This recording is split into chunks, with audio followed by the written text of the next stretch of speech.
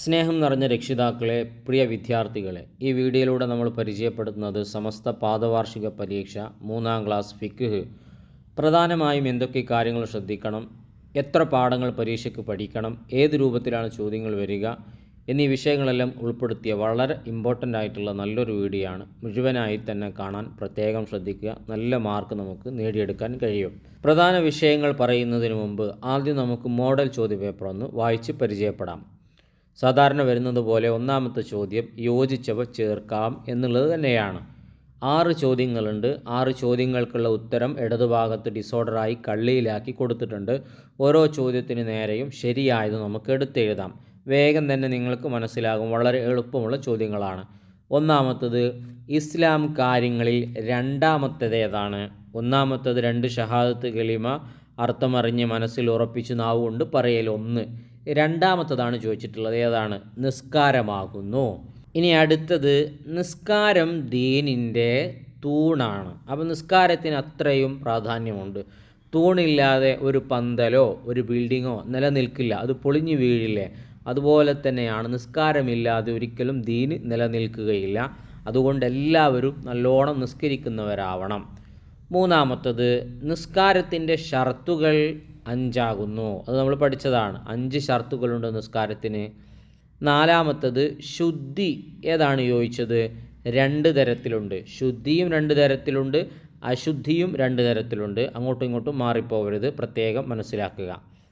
ഇനി 5-മത്തത് വുളു ഇല്ലാത്ത അവസ്ഥയാണ് ഏത്?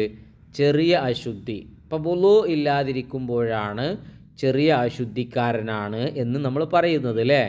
ഓക്കെ. ഇനി 6-മത്തത് നജസുകൾ നീക്കാൻ തൊഹൂറായ വെള്ളം തന്നെ വേണം. തൊഹൂറായ വെള്ളത്തിന് ഉദാഹരണം പറയുകയാണെങ്കിൽ കിണറിലെ വെള്ളം, പുഴയിലെ വെള്ളം, കടലിലെ വെള്ളം, ഇങ്ങനെ ഉള്ള വെള്ളങ്ങളാണ് തൊഹൂറായ വെള്ളം. അഥവാ തോഹിറായ വെള്ളം പറ്റില്ല. ജ്യൂസ്, കഞ്ഞിവെള്ളം, തേങ്ങാവെള്ളം, അതൊക്കെ തോഹിറായ വെള്ളമാണ്. അത് സ്വയം ശുദ്ധിയുണ്ട്, മറ്റൊന്നിനെ ശുദ്ധിയാക്കാൻ കഴിവില്ല.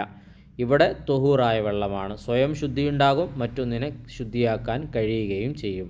ഇനി 2-മത്തത് വേർതിരിക്കാം എന്ന പ്രധാനപ്പെട്ട ഒരു ചോദ്യം. 5 പോയിൻ്റുകൾ നൽകിയിട്ടുണ്ട്. ആ 5 പോയിൻ്റുകളെ വുളൂഇൻ്റെ ഫർളുകൾ, വുളൂഇൻ്റെ ഷർത്തുകൾ എന്നിങ്ങനെ നമ്മൾ വേർതിരിക്കണം. നല്ലോണം പഠിച്ചു വെക്കുക, അങ്ങോട്ടും ഇങ്ങോട്ടും മാറിപ്പോകരുത്. ഇതുപോലത്തെ ചോദ്യം നമുക്ക് പ്രതീക്ഷിക്കാം. ഈ രൂപത്തിലല്ലെങ്കിൽ മറ്റേതെങ്കിലും ഒരു രൂപത്തിൽ പ്രതീക്ഷിക്കാം. അപ്പോൾ വുളൂഇൻ്റെ ഫർളുകളിൽ നമുക്ക് ഇതിൽ ഏതൊക്കെ എഴുതാം? മുഖം കഴുകൽ വുളൂഇൻ്റെ ഫർളാണ് അല്ലേ? തലയിൽ നിന്ന് അല്പം തടവൽ, അതും വുളൂഇൻ്റെ ഫർളാണ്. 2 കൈയും മുട്ടോടുകൂടി കഴുകുക വുളൂഇൻ്റെ ഫർളാണ്. ഇനി വുളൂഇൻ്റെ ഷർത്തുകൾ പറയുമ്പോൾ വെള്ളം തൊഹൂറായിരിക്കുക. വെള്ളം തൊഹൂറാവൽ വുളൂഇൻ്റെ ഷർത്തിൽപ്പെട്ടതാണ്. നിത്യ അശുദ്ധിയുള്ളവർക്ക് സമയമാവുക. നിത്യ അശുദ്ധിയുള്ളവർക്ക്, ഇപ്പോൾ മൂത്രവാർഷക്കാരൻ എപ്പോഴും ഇങ്ങനെ മൂത്രം പോയിക്കൊണ്ടിരിക്കുന്ന ആളാണെങ്കിൽ അവർക്ക് എന്തായിരിക്കണം? സമയം ആവണം. നിത്യ അശുദ്ധിയുള്ളവർക്ക് സമയമാവണം. ഇനി 3-മത്തത് ശരിയാക്കി എഴുതാം എന്നാണ്. അപ്പോൾ തെറ്റിച്ചാണ് കൊടുത്തിട്ടുള്ളത്, അത് നമ്മൾ ശരിയാക്കി എഴുതണം.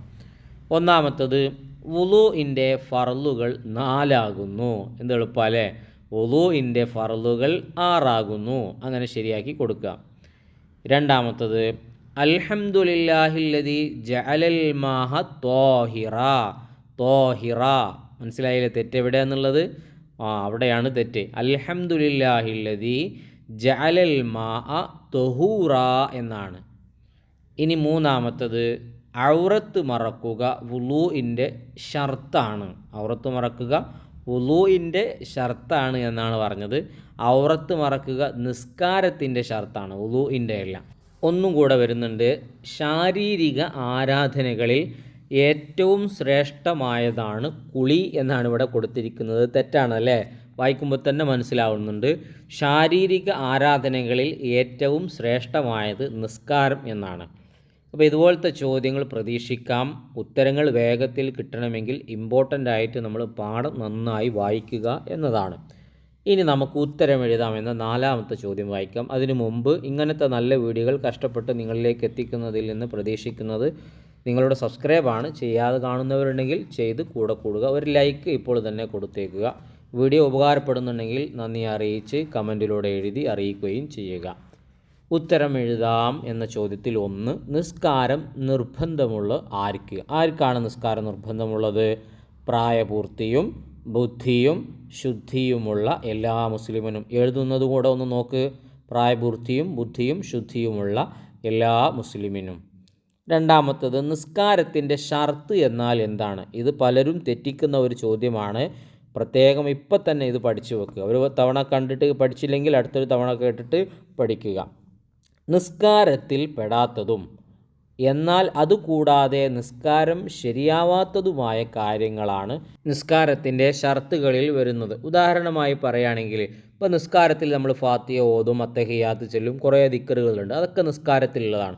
എന്നാൽ നിസ്കരിക്കുന്നതിൻ്റെ ഇടയിൽ ആരെങ്കിലും ഉളു എടുക്കുമോ? ഇല്ലല്ലോ. അപ്പോൾ ഉളു നിസ്കാരത്തിൻ്റെ ഷർത്തല്ല. അശുദ്ധിയിൽ നിന്ന് ശുദ്ധിയാവുക എന്ന് പറയുന്നത് ഉളു എടുക്കലല്ലേ. അപ്പോൾ അതുപോലെ തന്നെ നജസിൽ നിന്ന് ശുദ്ധിയാവുക. നമ്മൾ അതുപോലെ തന്നെ സൂറത്ത് ഓതും, കുനൂത്ത് ഓതും, ഒക്കെ ഓതും. അതുപോലെ തന്നെ നമ്മൾ ആരെങ്കിലും നിസ്കാരത്തിൽ പോയിട്ട് നജസിൽ നിന്ന് ശുദ്ധിയാവോ? ഇല്ല. അപ്പോൾ നിസ്കാരത്തിൽ അതുണ്ടാവില്ല. പക്ഷേ അതിന് മുന്നേ അതൊക്കെ റെഡി ആയിരിക്കണം, എന്നാലേ നിസ്കാരം ശരിയാവും. അപ്പോൾ നിസ്കാരത്തിൽ പെടാത്തതും എന്നാൽ അതുകൂടാതെ നിസ്കാരം ശരിയാവാത്തതുമായ കാര്യങ്ങളാണ് നിസ്കാരത്തിൻ്റെ ഷർത്തുകൾ. നോട്ട് ചെയ്ത് വെക്കുക. മൂന്നാമത്തത്, വുളൂഇൽ വെള്ളം ഒലിപ്പിക്കേണ്ട അവയവങ്ങൾ ഏതെല്ലാം? അപ്പോൾ ഒലിപ്പിച്ച് കഴുകേണ്ടത് ഏതൊക്കെയാണ്? മുഖത്തിൽ വെള്ളം ഒലിക്കണം. 2 കൈമുട്ട് ഉൾപ്പെടെ, കൈ മാത്രം പോരാ, അത് മുട്ട് ഉൾപ്പെടെ വെള്ളം ഒലിക്കണം. 2 കാല് വെള്ളം ഒഴിക്കണം. അത് ഏതുവരെ? ഞെരിയാണി ഉൾപ്പെടെ. അപ്പോൾ ഈ രൂപത്തിലാണ് നമ്മൾ അതിൻ്റെ ഉത്തരം എഴുതേണ്ടത്. നാലാമത്തത്, പൂർണ്ണമായ വുളൂഹ് ആകാൻ എന്തു വേണം? എല്ലാ നിലക്കും നമ്മുടെ വുളൂഹ് പൂർണ്ണമാകുന്നത് എപ്പോഴാണ്? സുന്നത്തുകൾ കൂടി ചെയ്യുമ്പോഴാണ്. ഇനി അടുത്തത്, അഞ്ചാമത്തത്, നജസുകൾക്ക് നേരെ ശരി അടയാളപ്പെടുത്താം എന്ന ചോദ്യമാണ്. അതിൽ രക്തം ശരിയാണ്, നജസാണ്. ചത്ത മത്സ്യമല്ലേ നമ്മൾ ഇന്ന് രാവിലെ കഴിച്ചത്? ചത്ത മത്സ്യമല്ലേ രാത്രി നമ്മൾ പൊരിച്ച് തിന്നുന്നത്? അപ്പോൾ നജസാണോ? അല്ലല്ലോ. പിന്നെ ചലം നജസാണ് അല്ലേ? അത് കേൾക്കുമ്പോൾ തന്നെ നമുക്ക് തോന്നുന്നു നജസാണെന്ന്. പിന്നെ മൂത്രം, അതും നജസാണ്. പിന്നെ കണ്ണുനീര് ചിലപ്പോൾ നമ്മൾ കരയുമ്പോഴൊക്കെ നമ്മുടെ വായൽക്കൊക്കെ ആവാറില്ലേ? നജസാണോ? അല്ലല്ലോ. അപ്പോൾ രക്തം, ചലം, മൂത്രം, ഇതാണ് ഇതിൽ നമ്മൾ ടിക്ക് ചെയ്ത് കൊടുക്കേണ്ടത്. ഇനി പൂരിപ്പിക്കാമെന്ന ചോദ്യമാണ്. സുബ്ഹാനകല്ലാഹുമ്മ വബിഹംദിക അഷ്ഹദു അല്ലാ ഇലാഹ ഇല്ലാ അൻത അസ്തഗ്ഫിറുക വ അതൂബു ഇലൈക്. അപ്പോൾ ഇതുപോലത്തെ മറ്റു ദിക്റുകളും നമ്മൾ നോട്ട് ചെയ്ത് വെക്കണം. ചിലപ്പോൾ ഇങ്ങനെ പൂരിപ്പിക്കാനോ മറ്റേതെങ്കിലും നിലക്ക് ചോദിച്ചേക്കാം, ശ്രദ്ധിക്കുക. ലാസ്റ്റ് ചോദ്യമാണ്. ഓരോ ഉദാഹരണങ്ങൾ കണ്ടെത്തി എഴുതാം. തൊഹൂറായ വെള്ളം, തോഹിറായ വെള്ളം, ഇത് രണ്ടിനും ഓരോ ഉദാഹരണങ്ങൾ എഴുതാനാണ് ആവശ്യപ്പെട്ടിട്ടുള്ളത്. ഒരു ഉദാഹരണമല്ല, ഒരുപാടെണ്ണം കൊടുത്തിട്ടുണ്ട്. നിങ്ങൾക്ക് ഏതാണോ എളുപ്പം, ഏതാണോ ഓർമ്മ വരുന്നത് അത് എഴുതി കൊടുക്കുക. തൊഹൂറായ വെള്ളത്തിൽ വരുന്നത് കിണറിലെ വെള്ളം, കുളത്തിലെ വെള്ളം, പുഴയിലെ വെള്ളം, കടലിലെ വെള്ളം, അതും വേണമെങ്കിൽ കൊടുക്കാം.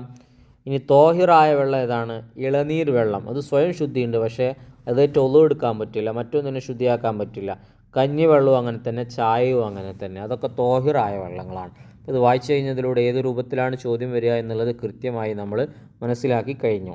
6 പാഠങ്ങൾ നമുക്ക് ഫിഖ്ഹിൽ പരീക്ഷയ്ക്ക് പഠിക്കാനുണ്ട്. നന്നായി വായിക്കുക, ചോദ്യോത്തരങ്ങൾ നോക്കുക, അതുപോലെ തന്നെ ദിക്റുകളുണ്ടെങ്കിൽ അതും പഠിച്ചു വെക്കുക. ഉറപ്പായും മുഴുവൻ മാർക്കും നേടാൻ കഴിയും. ഇനിയും നല്ല നല്ല വീഡിയോകൾ നമുക്ക് ചെയ്യണം. നിങ്ങളുടെ സപ്പോർട്ടായ സബ്സ്ക്രൈബ് ചെയ്ത് കൂടെ ഉണ്ടാവണം. ലൈക്ക് കൊടുക്കാൻ മറന്നവർ ലൈക്ക് ചെയ്യുക. ഉപകാരപ്പെട്ടെങ്കിൽ നന്ദി അറിയിച്ച് അൽഹംദുലില്ലയോ താങ്ക്സോ മറ്റെന്തെങ്കിലും എഴുതി അറിയിക്കുക. എല്ലാവർക്കും നല്ല വിജയം ഉണ്ടാവട്ടെ. ആമീൻ.